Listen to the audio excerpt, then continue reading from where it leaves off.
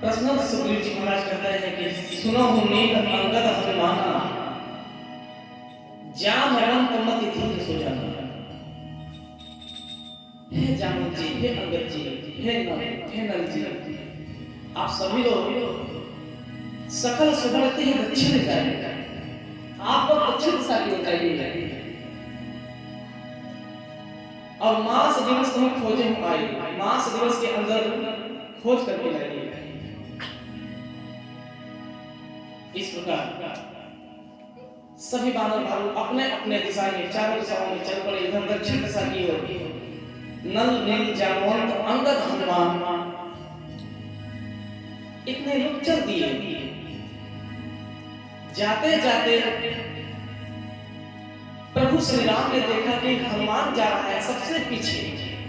सब लोग चल पड़े, लेकिन सबसे अंत में पाछे पवन तनय सिर नावा। सबसे पीछे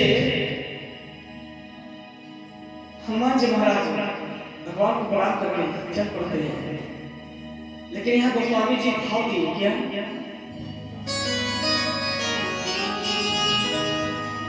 पाछे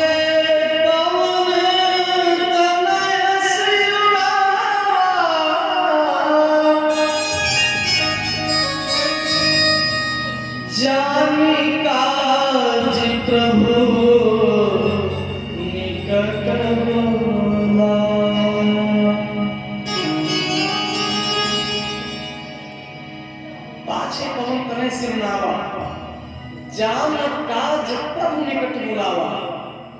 यद्यपि प्रभु जानत सब बात, यद्यपि प्रभु राम जी सब बात जानते हैं, सारी बात जानते हैं राम जी।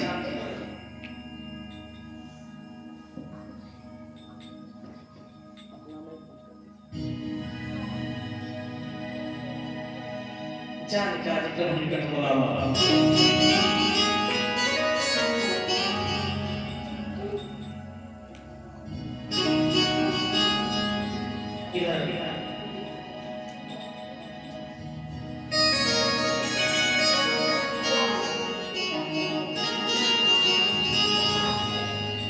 प्रभु राम जी हनुमान जी से बोले कि हनुमान इधर आओ। हनुमान जी जब सुने कि प्रभु मुझे बुला रहे हैं, अपना जीवन धन्य कर लेकर अपने जीवन को धन्य धन्य माने। जिसको प्रभु श्री राम जी बुलाए उसका जीवन धन्य धन्य हो जाए।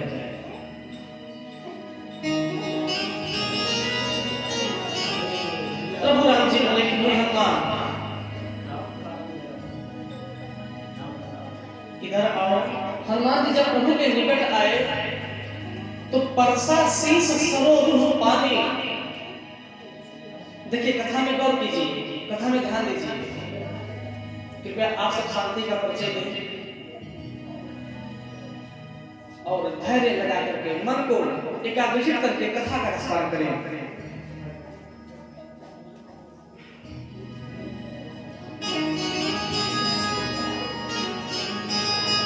सारे राक्षस अपने अपने दिशा में मां जानकी का पता लगाने के लिए चल पड़े। इधर दक्षिण दिशा में अंगद नील नल जामवंत और हनुमान जी चल पड़े। सबसे पीछे हनुमान जी प्रणाम किए रघुवर को। श्री राम जी जानते हैं कि अगर मेरे संकट को, मेरे कष्ट को हरने वाला कोई है तो स्वयं संकट मोचन हनुमान है। उनके अलावा मेरे संकट को और कोई काट नहीं सकता। इसीलिए ना दुनिया रचने वाले को भगवान कहते हैं। दुनिया रचने वाले को भगवान कहते हैं, लेकिन पर संकट हरने वाले को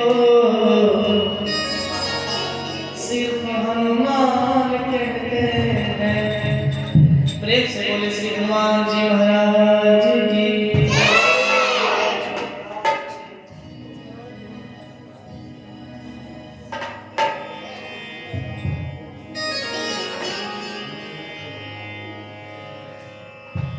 जो संकट को हरे उसी को हनुमान कहते हैं भैया।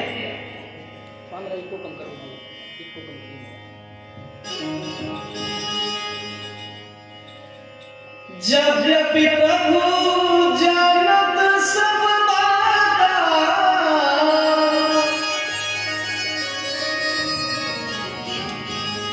यद्यपि प्रभु जानत सब बाता, यद्यपि प्रभु जानत सब बाता, राजनीति राखत सुरता। प्रभु सारी बात जानते हैं। इधर बड़े प्रकार से प्रभु हनुमान जी को बुला करके उनके शिष्य को पद से सहलाए, ऐसे जैसे एक पिता अपने पुत्र को प्रेम दे रहा हो, एक गुरु अपने शिष्य को ज्ञान दे रहा हो, और एक भगवान एक भक्त को अपना इसमें प्रेम आशीर्वाद कृपा कर रहा हो, आशीर्वाद दे रहा हो। ऐसे प्रभु राम जी अपने भक्त श्री हनुमान जी महाराज के उनके शीश को पकड़ते हुए, यानी मानो आशीर्वाद देकर के विदा करते हैं कि हनुमान जाओ तुम्हारा काम सिद्ध हो। प्रेम से बोले श्री राम जी महाराज की जय। प्रभु श्री राम का आदेश पाकर के हनुमान जी अपने जीवन को धन्य धन्य कर लिए। इधर चल पड़े सभी लोग। जाते जाते इन लोगों को प्यास लगी। अंगद जी बोले, हे हनुमान जी देखिए कहीं अगल बगल तालाब होता तो हम लोग सारे बानर और भालू जल पी करके अपने आत्मा को तृप्त कर लेते। इधर हनुमान जी गए,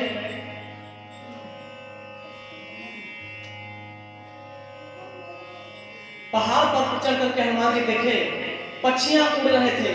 और यह मानिए कि जंगल में आप कहीं जा रहे हो, यदि पक्षियों का चंचनाहट है, पक्षियां उड़ रही हैं, तो समझिए कहीं कि तालाब है। यदि तालाब है, पानी की व्यवस्था है जंगल में, तो वहां पक्षियों का डेरा जरूर रहता है।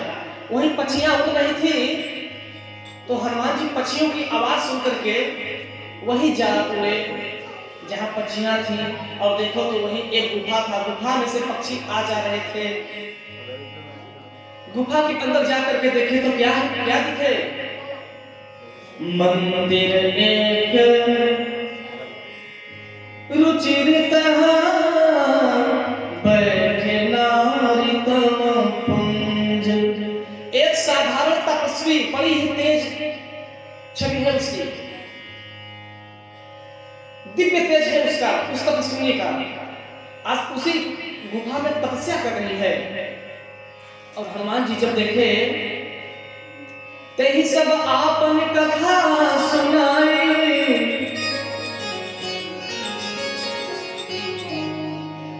मैं चल जाब जहां रघुराई। बोले कि मैं एक देव रूपी कन्या हूं। प्रभु का वरदान था ब्रह्मा जी का कि जब बानरों से तुमसे भेंट हो जाएगी तो प्रभु श्री राम का शरण आपको ले जाएगा।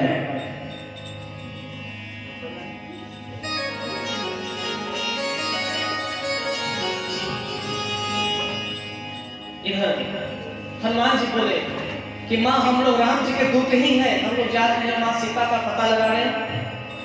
जब तपस्वी को पता चला कि राम जी के ही दूत हैं तो पूछने लगी कि प्रभु से प्रभु के चरणों का दर्शन कैसे होगा। सारी कथा हनुमान जी ने बताया कि ऋषिमुख पर्वत पे चले जाओ, वहीं पे भगवान का दर्शन होगा। ऋषिमुख पर्वत पर वो अप्सरा गई और बोली कि आप लोग अपने आंखों को मूंद लीजिए, आप लोग अपने आंखों को बंद कर लीजिए। आप लोग अपने आंखों को बंद कर लेंगे तो सीता का पता लग जाएगा।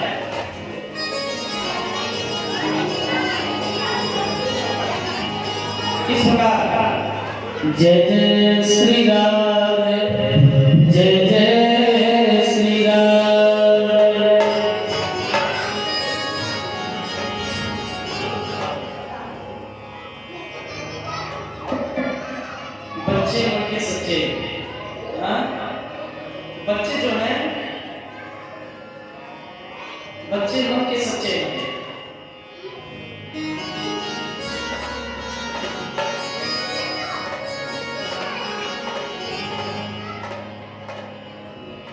इधर जब हनुमान जी जागृत थी, सारे लोग अपनी आंखें खोले तो कहां देख रहे हैं? नयन मोदित में देख ही तेरा, ठाड़ है सकल सागर के तीरा। जैसे ही वो लोग आंख खोले और हनुमान जी और अंगद जी देखे तो आपस में बात करते हुए बोले, अरे हनुमान भैया, ये हम कहाँ आ गए? गुफा में ठीक थे, इतनी बड़ी सागर की गहराइयों के तट पर हम लोग आ गए, अब यहाँ से कहाँ जाए? कह अंगद लोचन भरी बानी, दुई प्रकार है मृत्यु हमारी। अंगद जी आंखों में आंसू लेकर के मानो असहाय होकर के, अब उनको उपाय कुछ नहीं सूझ रहा। इधर पता नहीं लगेगा तो प्रभु के चरणों में जो सुग्रीव जी हैं वह मृत्यु दंड दे देंगे। अब इधर यदि पता नहीं लगेगा तो भी दिक्कत है। इधर सागर को कैसे लाना जाए, इधर भी मृत्यु है। सबके आंखों में आंसू है। हनुमान जी एक किनारे जाकर के बैठे हैं, गाल पर हाथ रख करके हनुमान जी सोच रहे थे कुछ अपने विचार में। किसी बानर भालू का दिमाग काम नहीं कर रहा कि क्या किया जाए। इधर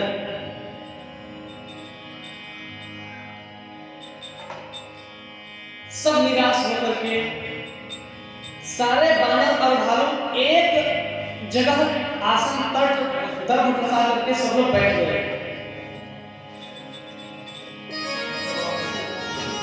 जामुन जी बोल रहे हैं कि हे भैया, यदि सीता मैया का पता मिलेगा तो महाराज सुग्रीव हम सभी को मृत्यु दंड दे देंगे। यदि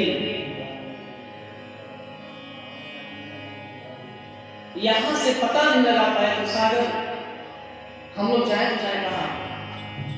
यही विधि कथा कहीं सब भाती, गिरी कन्या सुन संपाते। इसी प्रकार सारे बानर भालू आपस में बात कर रहे थे। जटायु जी के बड़े भाई संपाति जी ने गिर पड़े थे, सब सुन रहे थे। तब बोले, जब बाहर होकर के संपाति जी देखे तो बोले, मोहि आहार दिन जगदीशा। आज मोहि आहार जगदीश जी बड़े अजब गजब प्रभु भोजन दे दिए, मुझे प्रसाद दे दिए। प्रभु जब देते हैं तो छप्पर फाड़ के देते हैं, जब लेते हैं तो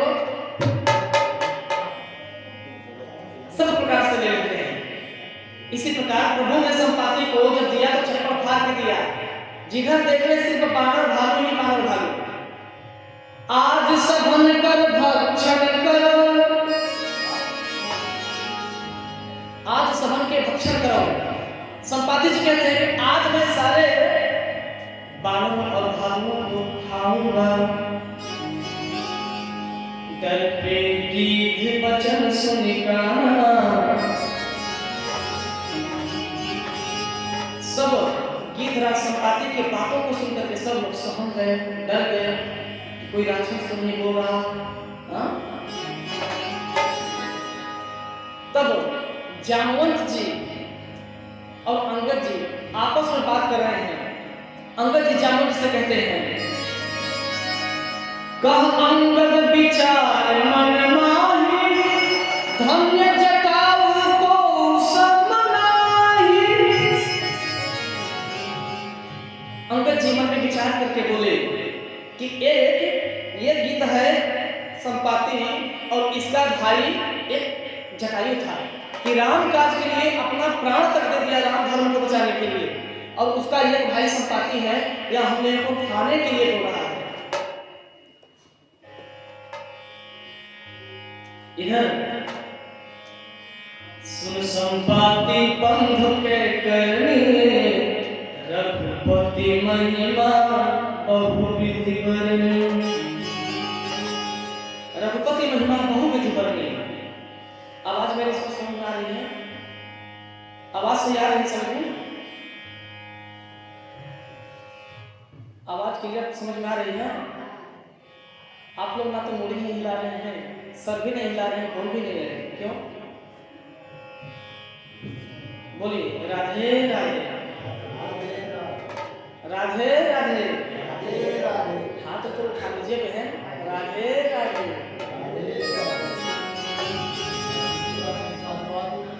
सुन संपाति बंधु के करने, रघुपति महिमा जाए बहुवर्णी। रघुपति की महिमा संपाति जी अनन्य प्रकार से करने लगे, भक्ति करने लगे और बोले मुझे सागर के उस तटीयों में ले जाओ, सागर के तीर ले जाओ जहां पे अपने भाई जटायु का मैं श्राद्ध कर सकूं, उसे तिलांजलि दे दूं। ले गए हनुमान जी, अंगद जी पकड़ करके तिलांजलि दे करके जटायु जी आए। सुनि मम वचन करहु प्रभु काजु। आज मैं सक्षम नहीं हूं प्रभु का कार्य करने के लिए, क्योंकि मैं बूढ़ा हो गया हूं, लेकिन इतना मैं मदद कर सकता हूं कि यहां से देख करके मैं पुत्री सीता का पता लगा सकता हूं। हनुमान जी बोले तब शुभ काम में देरी क्यों, तुरंत देखिए कहां है मां। तो जटायु जी बोले तब अशोक उपवन चढ़े, सीता बैठ सोच आए।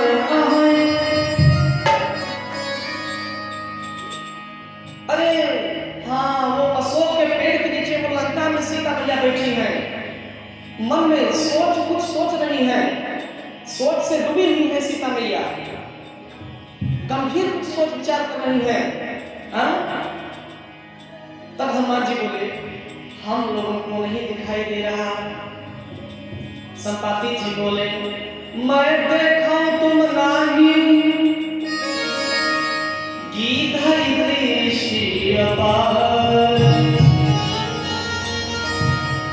बूढ़ भयो नत करता कछ सहाय तुम्हार। मैं देखा तुम नाही, गीधा ही दृष्टि अपार है। हनुमान जी, हम गिद्धों की जो दृष्टि होती है अपार होती है, हम लोग बहुत दूर देख सकते हैं, लाखों मील दूर देख सकते हैं, लेकिन आप लोग नहीं देख सकते। इस प्रकार से संपाति जी बहुत प्रकार से समझाए बताए कि जो नाभे सत्योजन सागर, जो सागर 7 योजन का सागर जो नाभेगा, नाभ करके पार करेगा, वही राम काज करने में सक्षम हो पाएगा। अतः आप में से कौन ऐसा बलवान है जो 7 योजन का सागर लांघ सके? ऐसा विचार करिए। और मैं अब चलता हूं श्री राम कह करके संपाति जी वहां से चल दिए। अब इधर आपस में सब बात कर रहे हैं कि अब क्या किया जाए। अभी अभी एक संकट टला, एक संकट फिर आ गया। अब 7 योजन सागर लांघेगा कौन? अंगद बोले मैं तो चला जाऊंगा, लेकिन मुझे आने में संशय है। जामवंत जी बोले मैं तो चला भी जाऊंगा, लेकिन मेरा भी आने का संशय नहीं, क्योंकि मैं भी बूढ़ा हो चला हूं। उस समाज में अब कोई दिख नहीं रहा कि राम काज का उजागर कैसा हो। राम काज को किया कैसे जाए, इसलिए गाते हैं दुनिया रचने वाले को भगवान कहते हैं, संकट हरने वाले को हनुमान कहते हैं। संकट हरने वाले को ही हनुमान कहते हैं। प्रेम से बोले संकट मोचन हनुमान की। तब जामवंत जी बोले अरे हनुमान जी कहाँ हैं इस विपत्ति की घड़ी में, संकट की घड़ी में? नंद जी बोले अरे ओ देखिए हनुमान जी बैठे हैं, उस पर्वत पर बैठे हैं। बोले वहां क्या कर रहे हैं? बोले राम नाम का गुण कर रहे हैं, प्रधान कर रहे हैं, राम नाम की महिमा को गा रहे हैं। जामवंत जी उनके समीप गए, सारे बानर भालू हाथ जोड़ करके गए। जामवंत जी हाथ जोड़ करके मेरे पांव से हनुमान जी महाराज को मनाए। क्या बोले?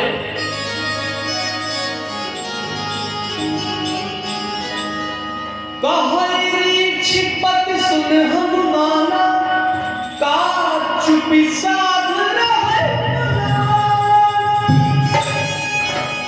राम काज तब अवतारा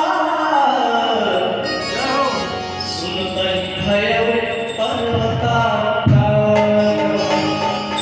जब जामवंत जी बोले कि राम काज के लिए ही आपका अवतार हुआ है हनुमान जी, शंकर स्वयं के शरीर में लगा, स्वयं शंकर ही है। हे प्रभु, इस संकट की घड़ी में आप क्यों चुप्पी साध रहे हैं? का चुप्पी साध रहे हो बलवाना? कौन सुकाज कठिन जग माही, जो नहीं होया तात तुम पाए। जामवंत जी आंखों में आंसू लेकर के,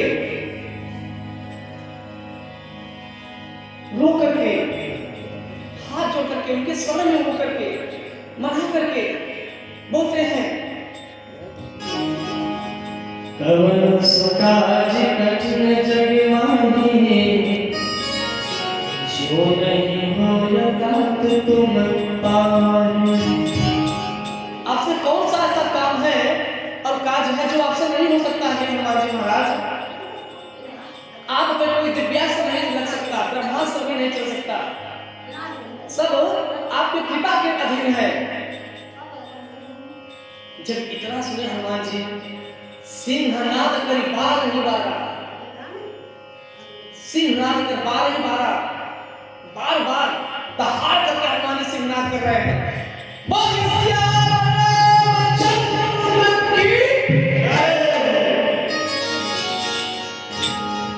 जितना तेज आप लोग बोले हैं ना जयकारी, जय घोष जितना तेज बोले हैं, इससे बहुत तेज हनुमान जी महाराज बोले थे। लंका में जब लंका जला करके हनुमान जी स्वयं राम जी की तरफ चले थे ना, तो बोले थे जय श्री राम, दहाड़ करके हनुमान जी बोले थे। और तुलसीदास जी बताते हैं कि वहां की जितनी स्त्रियां गर्भवती थी, निश्चरियां, सबका गर्भाशय हो गया। समझिए,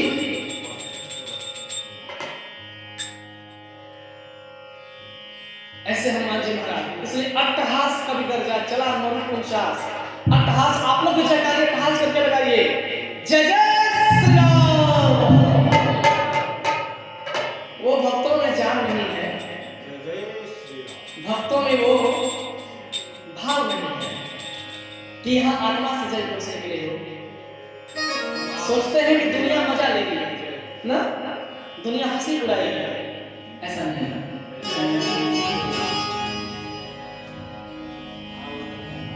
हनुमान जी बोले, आप लोग तब तक फल फूल खाइए और मैं चलता हूं।